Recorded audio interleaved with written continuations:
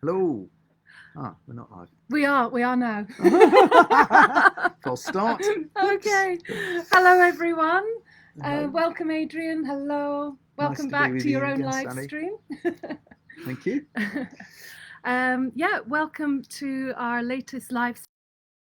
And Adrian Wynter, co-founder and Learning Love teacher, is here to take us in another dive into the modality of learning love, but also into the dilemma of we all want connection so much, and yet a lot of us tend to sort of self-sabotage and to block it as well. That's right. Yeah. So we'll just give hello whoever's joined. Do come on and it's Margaret. Hello, Margaret. Welcome to the live Hi, stream. Margaret. We'll just give people a chance to catch the live, and we're sitting up here on the terrace. Tell us a little bit about the terrace. Well, this was a old crumbling building when I moved in, when I bought it, and it was just livable in, but the walls were falling apart. And it had a beautiful old terrace out here. It was a little bit like, it felt like a skateboard park because the floor was so up and down, and it was all crooked, and and it had a covered area at the end, as we've got now, with little arched window. It was much more basic than this, but it really worked well, especially in the heat of the summer. You can sit outside but be sheltered from the sun.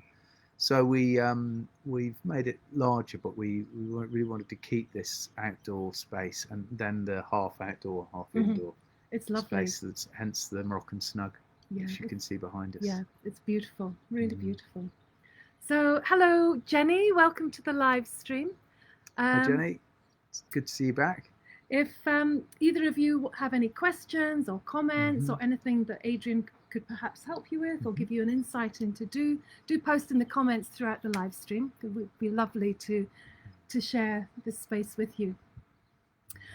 So the dilemma of us all wanting connection, but then going and self-sabotaging it or blocking it. Yeah. This is what we spend a lot of time. This is what I see come up at retreats, and I see come up in sessions.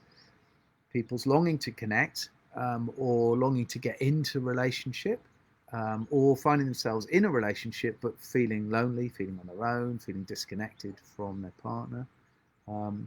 And what that's about, how does that come about?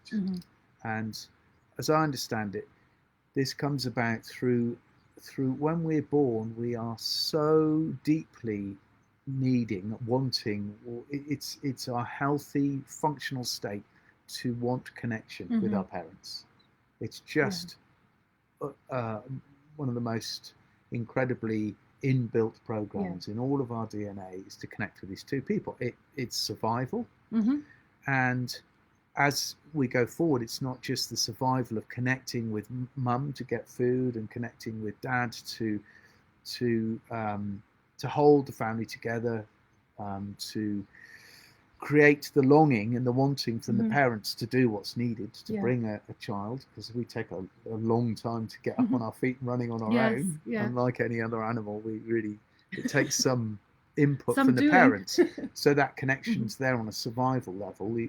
When your baby's born, you simply cannot help doing everything you can for them. It's like a primal thing, isn't it? So you've got the mother that innately nurtures, you've got the father that's maybe the hunter-gatherer maybe, and then you've got the child that really just needs both. Yeah, and has an incredible way of drawing that out of the parents. Oh, yes. Like they've done studies, and they show that across all animal species, we all recognise the babies in other species, and we feel differently towards them. A lot of animals will attack other species, but not the babies. There's something about the large eyes and that. There's an opening. There's the energy of them. Yeah, and it's very difficult to connect, to spend time around a newborn and not just be taken into a space of what can I, how can I serve you? What can I do to help? And so there's that connection to begin with, which is necessary. And then as we grow, that longing for connection is plugging us into learning. How do we, because we need to learn from these two people how to be a person ourselves. How do I, what am I, if I'm a boy, then I look to my dad and go, okay, that's what a man looks like. That's what I'm growing up to be.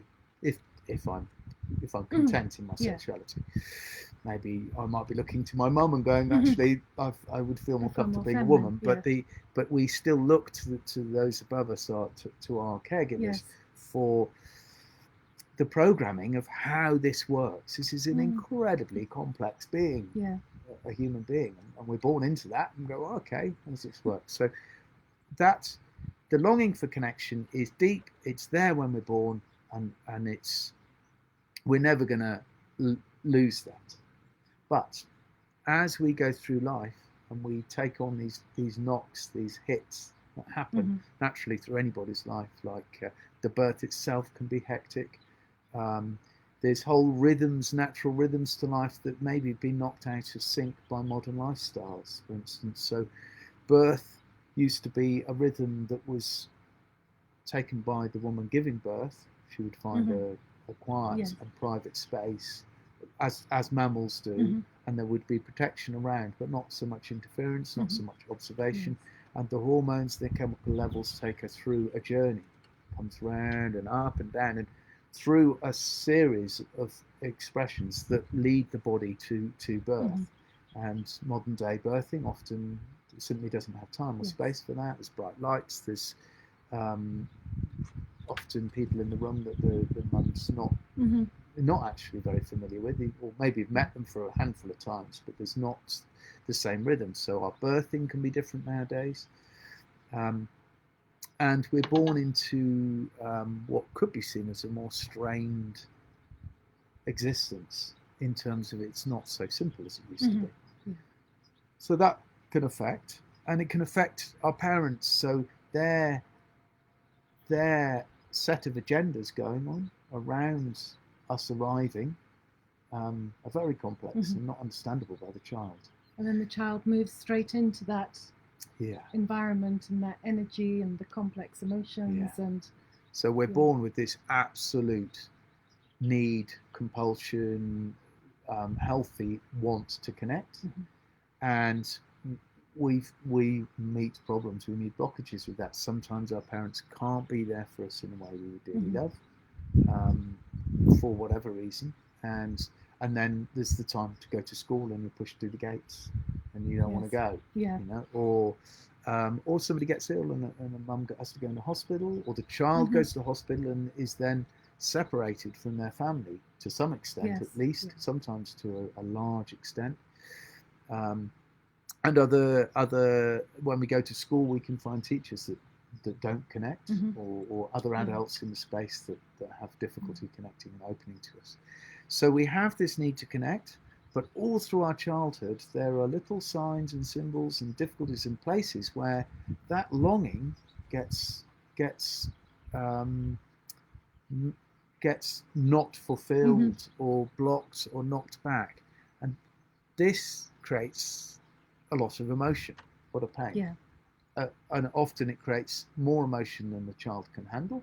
So we learn this is where we learn the strategies to not feel, because we would simply go insane if we felt just everything that shut down, as it were. Or so we learn to shut down, or we learn to cope, and our coping mechanisms become the character that we are as we grow up. So I could be the clown in the family, or I could be the one that's difficult, or the one that's a hypochondriac. I'm always focusing on my latest rash or my difficulties. I'm allergic to this, that, and the other. Or it can be very strong psychosomatics. So you can end up with very strong real physical problems come from this.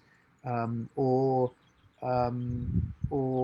some people go another way and they're absolutely overachiever, brilliant geniuses by the time they're 5. But also this can be pushed from it's a way of not being able to be with that amount of feeling that it conjures up when we can't connect. So when we carry this into adult life, we become adults and we go, oh, I would really love to be in a relationship, say, and yet that connection is there. It's so deep, it's ingrained in us all our lives. I've met people that say, I don't really know, I like being on my own, I don't want to connect, but actually there is a longing to connect within all of us.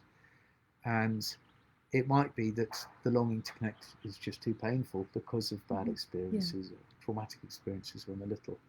So and we've already learned how not to feel that stuff. So we have our set of strategies, and that's why, although we would all love to be in connection and have satisfying, rewarding relationships, whether they be friendships, working relationships, or lovers, we sabotage. We go so far with someone and then just don't let them in any further, or we bounce from one person to another to keep it safe. Or some people will always choose people that are unavailable, so they stay safe.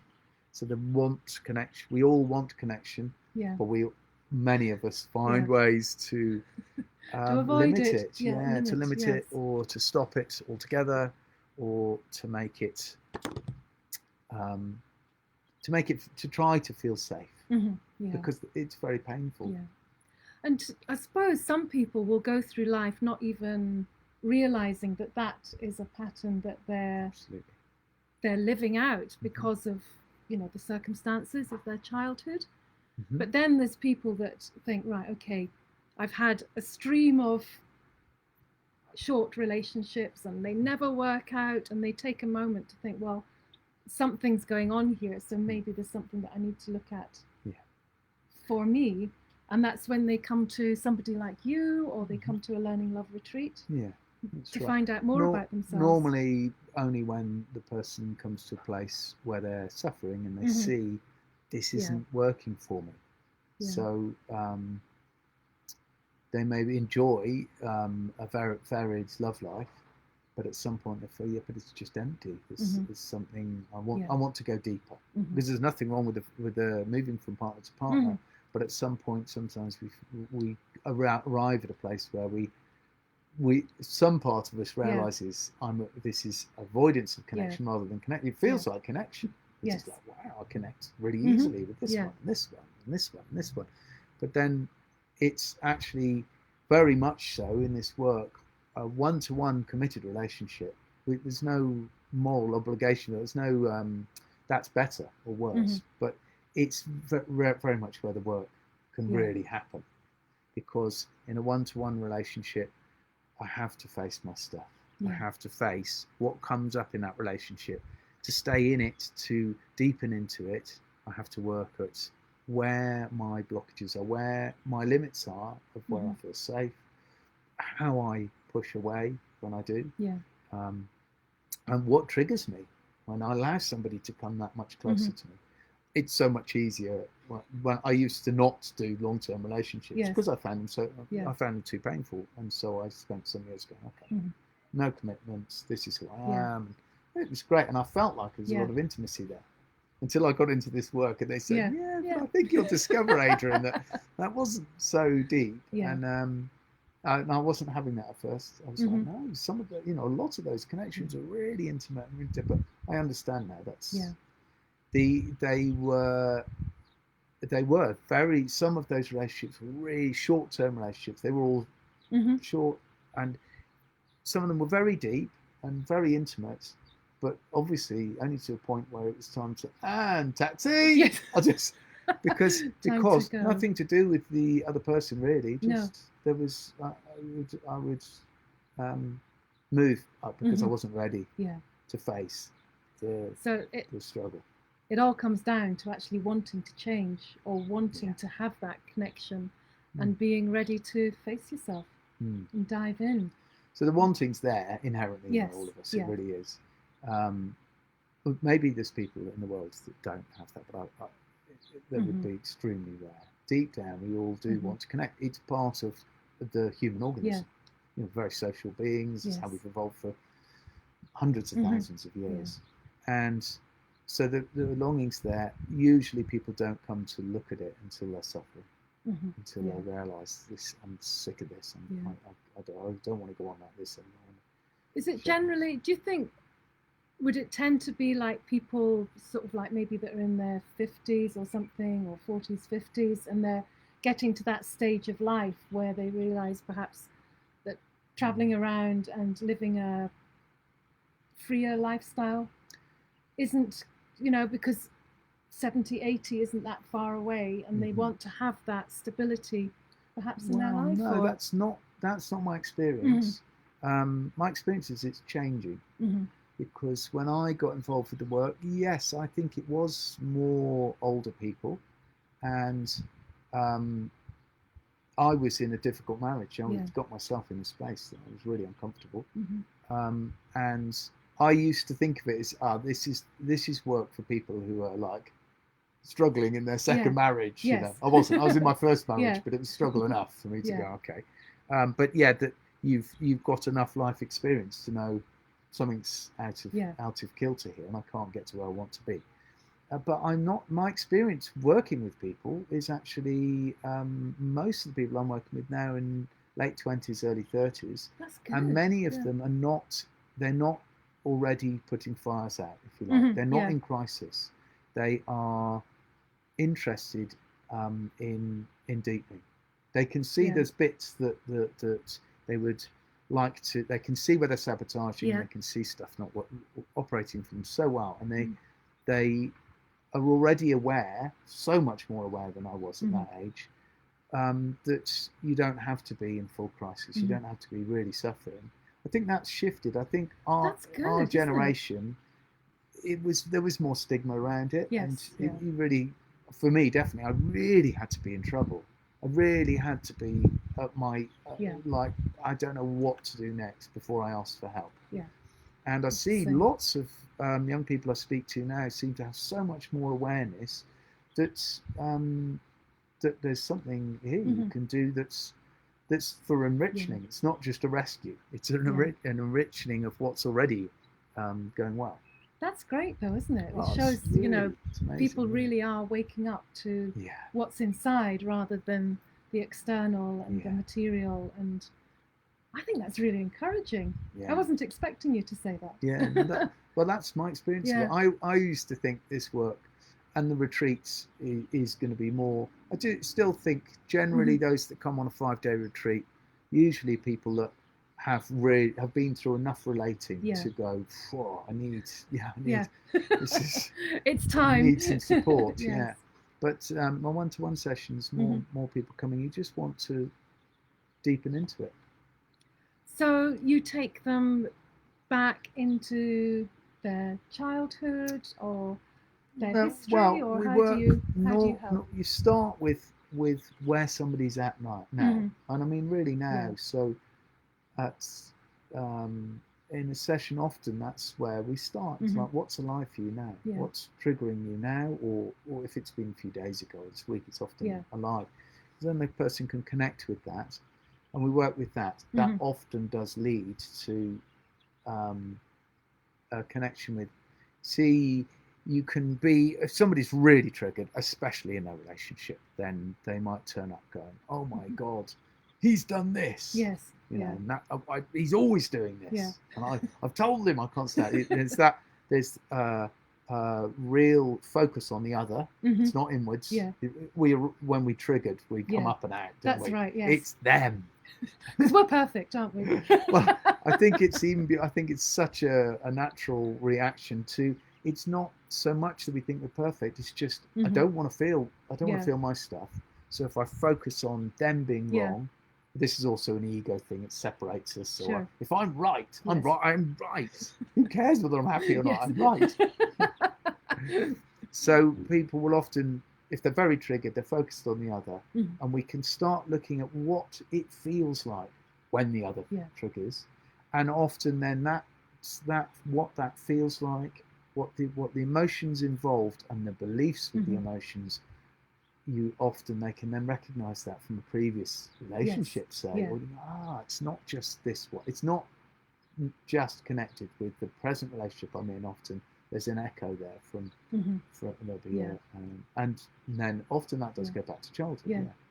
And like, just to clarify, the connection that you're talking about, it's not physical intimacy, it's emotional, energetic. It's all round, and physical intimacy is one of the deepest, most difficult areas to work with, and I'm still absolutely feel like, wow, it's an area where I'm working on my own relationship, have been quite deeply for the last 4 years, and it's incredible what I'm discovering about myself. Absolutely extraordinary. To find bits at this point in my life, having thought that area of my life I'd really explored. When I was younger, I explored it lots. So I thought I knew quite a lot about it, knew a lot about it. And I thought I knew myself, and I thought I'd broken down the boundaries and gone wherever I wanted to go. And I just, by staying focused in a committed relationship and a family and actually working through, doing sessions and deepening in, I've discovered whole areas, it feels like digging down, and I found underground lakes. Yes. You know, these underground lakes that they find, like, oh my God, of shame, of blockage, of need of validations. One I discovered, I had no idea how much my connection with women sexually was my need for validation, and therefore when it wasn't flowing smoothly, it would affect me, not so much in the moment, but over the next days. And what was that? I didn't know what that energy was. I could feel the frustration. And it will be different for different people, but for me, eventually, with a lot of support, I came to the awareness that actually I'm looking for validation. And then working with that, that's shifted for me now. That's not such a thing. I find validation elsewhere, taking responsibility for what I was bringing to that connection, which partly was this need, which is a childhood need. I needed validating as a kid. It wasn't there. I was in a big family. It wasn't particularly functional. And I recognise this in myself. I've always felt like, I wasn't really born in my own right. Born into quite a serious chess game going on between my parents' power struggles, and I was just another pawn in that. That's my experience of it. So now, in my 50s, I finally found out one of the most powerful driving forces in anybody's life is sexual. You know, we are the product of millions of occasions where male and female came together and felt that. And life comes through it. So in today's society, it's buried.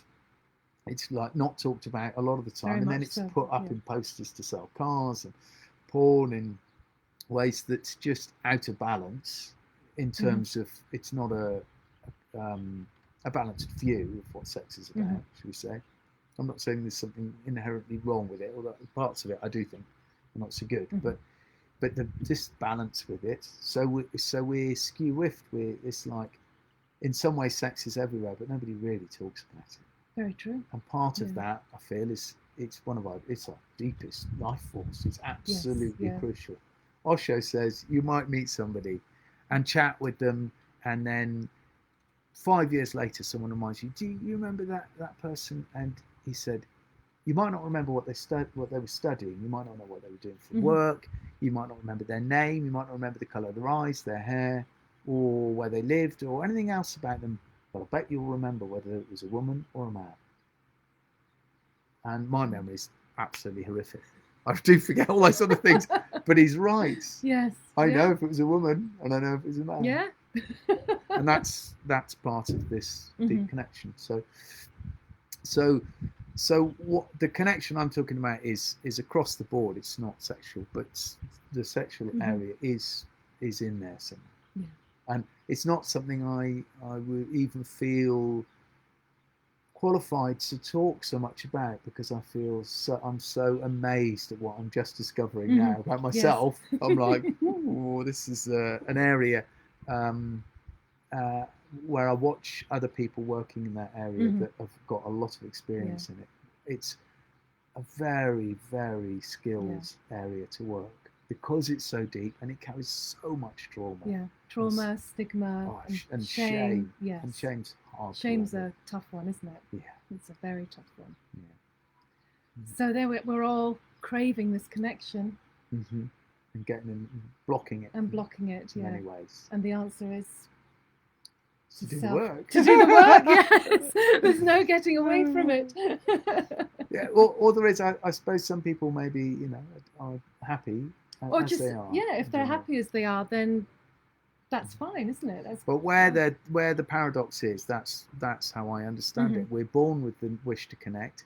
It gets stymied, it gets stifled when we're little, and that's painful. Yeah. And we can't feel all of that pain at the time, Yeah. so we block it in. And so now we're adults, we're now in a position where, with the right support or with the right tools, and the willingness, which comes usually from suffering, we can go, okay, now I'm ready to feel what I couldn't feel then, to face it and go, okay, this is what I experienced. Yeah. You could say, this is what happened to me, but often there's a misunderstanding anyway. So but it's what I experienced. Exactly, yeah. And it'd be different from my siblings' experience, but it's what I experienced. And to own that and to feel the grief involved, or the joy involved, or the anger, or the loss, or, to really allow that to come through, is to honor it, is to validate it, is to be able to have it where I can observe it, and and it's useful stuff. Fear is the emotion that helps us take stock what's around me and make a plan. How do I move forward? It's a primal emotion to protect us. Grief is an emotion that helps me connect with other people. It gives me the ability to have empathy. Anger as a pure energy is the energy we use to build houses, to go and get the jobs we want, to create the lives we want around us, and to set boundaries. Really important. You see, a lot of the strategies we have that sabotage relationship, often there's not boundaries. And clear boundary setting helps us be closer to people. And again, it sounds like a paradox. It does, yes. Yeah. But when we're clear about our boundaries and we're in touch with the anger we've had from times in our childhood where our boundaries are stepped over, if I'm connected with that anger, then it's easy for me to say to somebody, it's fine for you to ring me, but not after 6. And the person will get that. Yeah. If I can't own my anger, then I'm likely to say to them, I'd rather you didn't call after 6.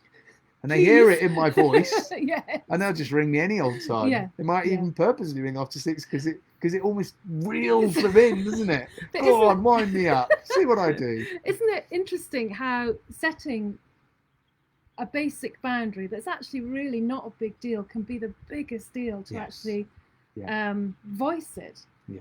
Because there's a fear of upsetting, or there's the fear of consequence, or there's the fear of rejection.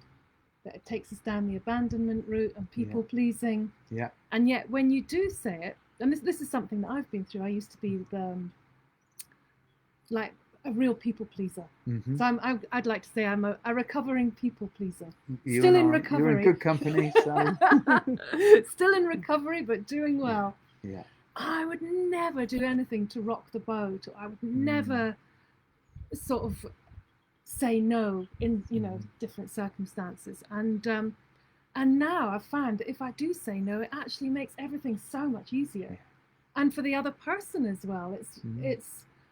It's a relief because they know where they stand. Whereas before they might have been tiptoeing around or getting it wrong because they'd tried to do something and that had been even worse than what we'd thought about before, and you know what I'm trying to say. Everything can just sort of spiral. With resentment there. Yes, yeah. And people know that. I mean, it's horrible to feel resentful of people around you because you haven't thought back, but also they don't. Yeah. They pick up on it. And then it's just in the air, isn't it? And there are several areas where we can carry fear about intimate relating, and one of those is losing ourselves. There's a fear of abandonment. If I let this person in close, they might leave, or they might go off with my best friend, and I'll be abandoned. There's the fear of losing ourselves, which often happens if you're a people pleaser, because you know instinctively that you're going to end up compromising too much, and bending round, and then you look, and then after a while you're like, who was I? And that's painful. There's the fear of boredom, which you see in people that are, as I was, addicted to excitement and variation and new partners and sports and whatever. That's leaves us feeling like, oh, but if I'm in a relationship, I'll get bored. So I sabotage. I'm frightened of it. And all of the excitement was for me, and is generally when it's addictive. That's a strategy to not feel what's inside, which brings us around to meditation also, which is an important part of this work. That's sitting or standing or walking meditations, whatever you do, the question of why is it uncomfortable? Because when we sit to meditate or we try to still, it can be uncomfortable. You start going, there's a fly in my nose, or my knees are aching, or your shopping list comes into mind. No, oh God, what about this? What about that? That the question kind of is, what is this discomfort in just being myself? But by practicing some meditation in life, it allows space. It's a practice to allow us to have breathing room around what pops up. These things that pop up and drive us are often driven by and motivated from buried emotion, from our childhood traumas. So to practice having a bit of space and breathing and going, okay, my mind's busy, and I'll just come back to the body. Oh, my mind's busy again, I'll just come back to the body. Oh, there's me and there's pain in my knees. It's okay, I'll come back. I'll just come back. And I just observe, and I don't judge, and I don't fix it, and I don't move, and I don't get up to close the window. I just observe that I want to. That's good practice for having breathing room around stuff when it comes up, when I'm relating. And breathing room gives me a choice to respond instead of react. So do you meditate every day? Do you have like a meditation practice that's... I got a tip from Eckhart Tolle about he's amazing, isn't he? Oh, I love him. Yeah, really beautiful work. And he talked about every time you remember, just taking one conscious breath, or two or three. So just stopping and coming into the body, and if you're really conscious about a breath and you feel the physicality, the body sensation of taking a breath, your thinking stops. So it just takes a break.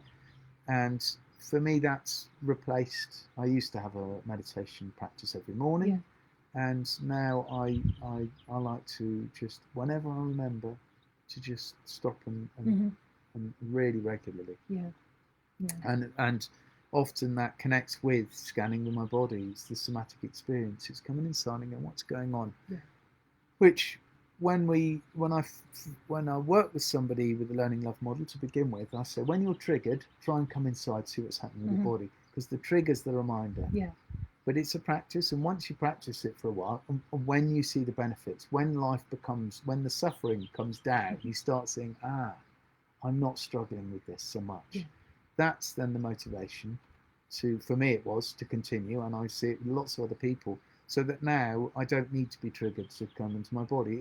It's the same. Whenever I remember, I just scan and that's funny. Look, something's happening down here, and I know something's going on, and I wouldn't have known, but my body knows. My body knows long before my mind would notice that I'm triggered. The body speaks, isn't it? The body speaks everything. And learning to listen to it is just such a helpful move, step towards living in authenticity. Because I think a lot of people struggle with, if you say that meditation is part of the practice of learning love, that becomes it could become another resistance or a block, because like you say, for sitting in peace and in presence and meditating, I haven't got time, or I can't do that, or my mind's too busy. But if, like you say, you just take that conscious breath and you slow down, it could just be maybe sitting and looking at the view, or listening to some lovely music, but just creating that space will help. And finding what your way. But for me, often I'll put a piece of food in my mouth, and the food's good around here. It's very good. Just Kerry's amazing. And I'll put some of the incredible food she gives me. I'll put it in my mouth, and I just go in. I'm just like, how's it going to be with this food? And same with you, or the breeze comes across your skin. Yes, And just take a moment. Or you can be, you can be in a busy office with it all whirring, the printers going off over there, and you can just come inside and see what it feels like to listen to those sounds without conceptualizing them, without going, oh, that's the HP printer going off over there, and that's Sam over there clicking his biro on the table. That means he's nervous, and we better watch it at the next meeting. Without those thoughts, just coming inside and going, what's the sensation of listening to all that, and enjoying it for what it is. And that, it brings us back into our body and into a place where we're connected with ourselves. Yeah. And of course, connection with others is only possible when we connect with ourselves. Yes. It's a beautiful journey. It's a beautiful journey. It is. Margaret was saying, she's just saying, this is interesting and thank you. Isn't life complicated? With a great big smile. It's a complicated but beautiful journey. Yeah. And what we make of it. Absolutely. It is. So in October, I believe you are running a Learning Love retreat at Cortijo Romero. That's right. Is that right? Yeah. Doing a week. Oh, I haven't got my dates here. That's okay. We'll put it in the live stream. Yeah, Cortijo Romero, which is a lovely retreat centre nearby. It's in the next valley from House of Light.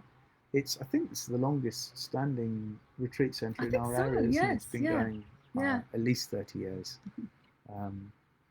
So it'd be great to see any of you there. Yeah, we can post the details of that here on the live stream. Yeah. And you're available and open to people connecting to find out more about Learning Love. Yeah. And if you have questions, post them. I'm love to answer them. Yeah, we'll keep on top of them and we'll get back to you. So is there anything else that you'd like to share? Just a moment to come in. And the strimmer has started. Okay. Well, it's been lovely hearing more about Learning Love. Thank you very much, Adrian. Well, thanks for supporting and being here to help me share. No, I'm enjoying it. I love hearing about it. Yeah, and obviously I love wobbling on about it. It's beautiful. It's a pleasure to be able to talk to you about it and to have a platform to share more, because I do feel so passionate about this work. And I'd like to make a plug for, there's a film just been put out by Dr. Gabriel Matter called The Wisdom of Trauma. If you're interested in this subject, I really encourage watching it. He so succinctly puts the importance of the understanding of trauma needs to be taught to our teachers, to our police, to our doctors, our nurses, our prison wardens, so that our society has a better understanding. And one question he comes up with in the film that really struck me, it's really worthwhile watching this program. It's about an hour and a half long. He points out, rather than when we look at someone who say, what's wrong with them? Okay, we could say, oh, he's a murderer, so what do? We put him in prison. She's got a tumour, so we'll cut it out or poison it. Or this person's got behavioural problems, what do we do with it? Rather than saying, what's wrong with this person, we could do with asking, what happened to this person? Because behind so much of what we struggle with in life is trauma. And to have space for that, an understanding of how strong a driving force and motivation and how much it shapes our lives, our childhood traumas are, or traumas later on, it would just be so much more. It could transform our world, couldn't it? Yeah. Transform society. Yeah. It would be huge. We could live so much nearer to our potential. Yes. Yeah. As a species. Yeah. That would be beautiful. So that was Wisdom of Trauma? The Wisdom of Trauma, yeah. Dr. Gabriel Matte. And I think you said it's on YouTube, isn't it? I think so, yeah. You can find it there. It's being put together by SAND, the Science and Non-Duality group. They put a lot of good stuff out. This film is fantastic. Thank you very much. Thanks, Thank you, Adrian. And thanks for joining. Thank you for joining. So it's Margaret and Jenny for joining us live. And if any of you have got any comments or anything you'd like help with, just comment on the live stream and we will get back to you. So lots of love to you all, and lots of love from House of Light, from Adrian, and from myself, Sally. And we'll see you all again soon. Bye-bye. Bye. Bye.